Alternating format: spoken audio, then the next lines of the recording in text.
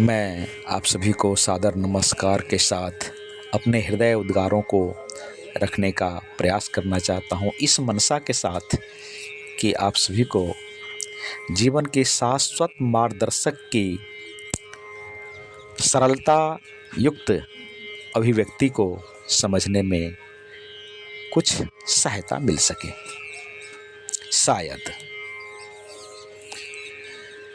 तो सर्वप्रथम उनकी सानिध्य में हमारा हृदय अत्यंत सरलता के साथ अपार कृतज्ञता से भरकर छलक पड़ता है और कभी कभी हृदय इतना छलक पड़ता है कि आँखों से अमृत टपक पड़ते हैं। वो परम सुख के आंसू नहीं कहा जा सकता उसको, परम सुख के वो मोती बूंद हैं। तो ये हर किसी की अपनी सादगी पर, सरलता पर निर्भर करता है। तो वो तो चलो अपनी क्षमता पर निर्भर करता है, पर एक चीज़ जो उनकी क्षमता में शामिल है, मतलब मार्गदर्शक की क्षमता में इसकी शामिल है, और ये आप किसी भी मार्गदर्शक में ये क्षमता पाएंगे।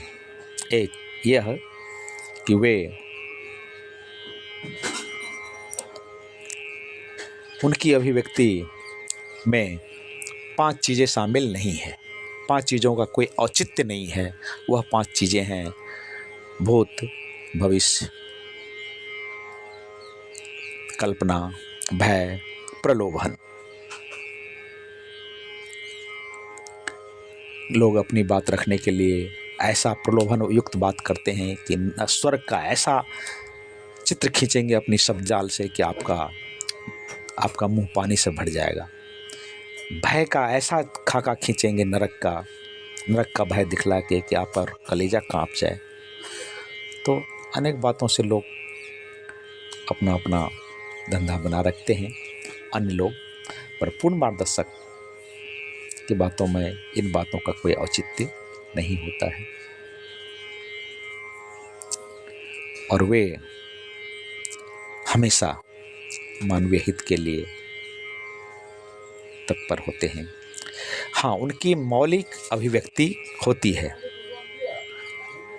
उन पे कभी कोई शासन नहीं कर सका, वो परम स्वतंत्र होते हैं।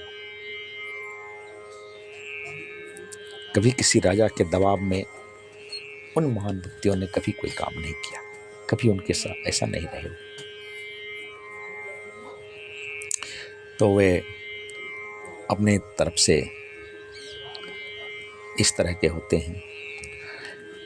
इसके बाद जो मैं कहना चाहूँगा वो ये है कि वो क्योंकि ईश्वर इंद्रियों के अधीन नहीं है, मन और बुद्धि के अधीन नहीं है, तो वे जो ईश्वर तक पहुँचने का साधन देते हैं वह भी इंद्रियों, मन, बुद्धि के अधीन नहीं होते।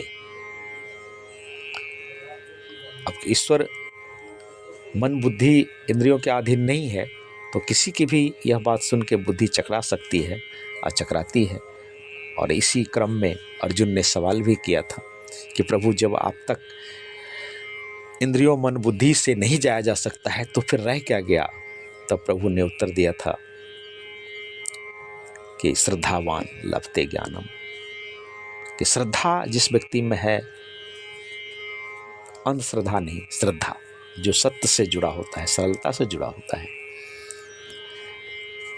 तो उस व्यक्ति में एक अलग द्वार खुलता है और वह ज्ञान के मार्ग में स्थित होता है।